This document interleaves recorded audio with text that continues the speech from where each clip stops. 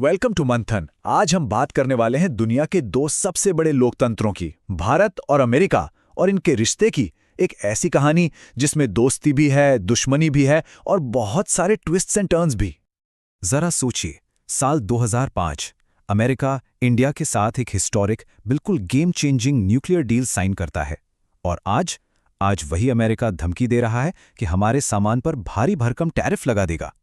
तो ये आखिर है क्या, दोस्ती या दुश्मनी? चलिए इस मजेदार और काफी कॉम्प्लिकेटेड कहानी को मिलकर सुलझाते हैं। तो आज हम इसी एक बड़े सवाल का जवाब ढूंढेंगे कि अमेरिका इंडिया का एक असली दोस्त है या फिर चीन जैसे बड़े खतरों के सामने यह सिर्फ एक मजबूरी की पार्टनरशिप है। तो चलिए इस कहानी में थोड़ा गहराई से उतरते हैं। भारत अमेरिका का रिश्ता सच कहूं तो किसी रोलर कोस्टर से कम नहीं रहा है। 1971 का गहरा अविश्वास, फिर 1998 के परमाणु प्रतिबंध, उसके बाद 2005 की ऐतिहासिक साझेदारी और आज एक ट्रेड कॉन्फ्लिक्ट का खतरा। ये उतार चढ़ाव कमाल के हैं, है ना? इस पूरी कहानी की जड़ें 1947 में हैं। जब भारत आज़ाद हुआ तो दुनिया दो हिस्सों में बंट रही थी, एक अमेरिकी खेमा और दूसरा सोवियत खेमा। और बस यहीं से भारत और अमेरिका के रास्ते अलग होने शुरू हो गए थे। उस वक्त अमेरिका की स्ट्रैटेजी बिल्कुल साफ थी, सोवियत कम्युनिज्म को रोकना, और इसके लिए उसने नेटो जैसे मिलिट्री अलायंस बनाए। वहीं दूसरी ओर हमारे प्रधानमंत्री नेहरू ने एक बिल्कुल अलग रास्ता चुना, गुटनिरपेक्ष आंदोलन यानी नॉन अलाइनमेंट मूवमेंट का। भारत ने तय किया कि हम किसी भी गुट का हिस्सा नहीं बनेंगे। लेकिन देखिए, एक्सपर्ट्स के मुताबिक भारत का ये जो स्टैंड था ना, ये सिर्फ न्यूट्रल रहना नहीं था, ये थी स्ट्रेटेजिक ऑटोनॉमी, मतलब अपनी विदेश नीति को किसी भी दबाव से आज़ाद रखने की एक सोची समझी रणनीति। भारत किसी का कैंप फॉलोवर नहीं बनना चाहता था। और ये जो अविश्वास था ना, ये 1971 में अपने पीक पर पहुंच गया। इंडिया पाकिस्तान वॉर चल रही थी, बांग्लादेश बनने वाला था, और बीच में अमेरिकन प्रेसिडेंट निक्सन ने क्या किया? उन्होंने इंडिया को डराने के लिए अपना सबसे बड़ा, सबसे शक्तिशाली जहाज यूएस एंटरप्राइज सीधा बे ऑफ बंगाल में भेज दिया। मतलब ये एक बहुत बहुत बड़ी बात थी। और इस एक इवेंट ने, मान के चलिए कि आने वाले कई दशकों तक रिश्तों में जहर घोल कर रख दिया। तो दशकों तक रिश्ते ऐसे ही ठंडे ठंडे से रहे। लेकिन फिर दुनिया में दो बड़े भूचाल आए। एक तो 9/11 का आतंकी हमला, और उससे भी बड़ा चीन का एक सुपर पावर के तौर पर उदय। और इसी ने इस पूरी कहानी का सबसे बड़ा गेम चेंजर सामने ला दिया। जरा चीन की रफ्तार देखिए।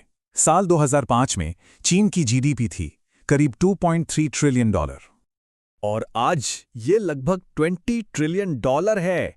मतलब ये उछाल जबरदस्त है।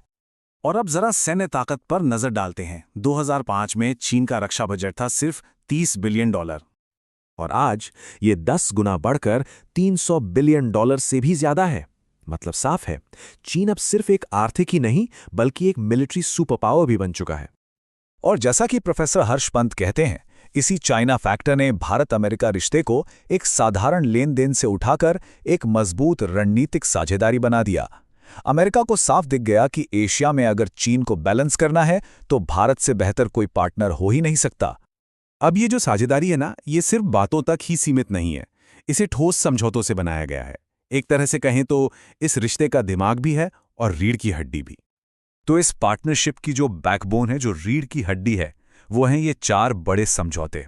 अब इनके नाम थोड़े टेक्निकल लग सकते हैं, पर सिर्फ नाम मत देखिए, इसके पीछे का मतलब समझिए। देखिए, LMOA, कॉमकासा, बेका, इनका सीधा सा मतलब यह है कि आज इंडिया और अमेरिका की सेनाएं एक टीम की तरह बिल्कुल सीमलेसली काम कर सकती हैं, एक दूसरे के मिलिट्री बेसिस यूज कर सकती हैं, रियल टाइम में खुफिया जानकारी शेयर कर सकती हैं। ये कोई छोटी मोटी बात नहीं है, ये एक बहुत बड़ा स्ट्रेटेजिक शिफ्ट है। और अब तो आर्टेमिस अकॉर्ड्स के साथ हम स्पेस में भी पार्टनर्स बन गए हैं, सोच के देखिए। और अगर वो सब रीढ़ की हड्डी थी, तो इस साझेदारी का दिमाग है iCET, initiative on critical and emerging technology. इसका लक्ष्य सिर्फ हथियार खरीदना नहीं है, बल्कि मिलकर नेक्स्ट जनरेशन टेक्नोलॉजी बनाना है। चाहे गुजरात में सेमीकंडक्टर प्लांट हो या भारत में जी के जेट इंजन बनाना, ये पार्टनरशिप अब भविष्य की टेक्नोलॉजी पर फोकस कर रही है। लेकिन कहानी इतनी सीधी नहीं है। आज इस दोस्ती के सामने नई चुनौतियां भी खड़ी हैं जो इसके भविष्य को तय करेंगी। भारत आज एक बहुत ही मुश्किल दोहराहे पर खड़ा है। एक तरफ है हमारा नया पार्टनर अमेरिका, तो दूसरी तरफ है हमारा पुराना आजमाया हुआ दोस्त रूस। आज भी हमारे लगभग 55% रक्षा उपकरण रूस से आते हैं। तो ये एक बहुत ही नाजुक बैलेंसिंग एक्ट है, एक कूटनीतिक रस्सी पर चलने जैसा। और इस बैलेंसिंग एक्ट को और भी मुश्किल बना रहा है 2025 का ये टैरिफ का खतरा। अगर ये टैरिफ लगते हैं तो इसका असर सीधा पड़ेगा, 5 लाख से ज़्यादा नौकरियों पर खतरा मंडरा सकता है और करीब-करीब $20 बिलियन का व्यापार प्रभावित हो सकता है। ये आंकड़े छोटे नहीं हैं। लेकिन यहाँ एक दिलचस्प बात है। ज्यादातर एक्सपर्ट्स का मानना है कि ये जो व्यापारिक खिंचतान है ना, ये रिश्ते की जड़ को नहीं हिला पाएगी। क्यों? क्योंकि चीन को काउंटर करने जैसे बड़े रणनीतिक लक्ष्य इन छोटे-मोटे व्यापारिक विवादों से कहीं ज्यादा महत्वपूर्ण है। और ये बात इस रिश्ते के भविष्य को बहुत शानदार ढंग से सामने रखती है।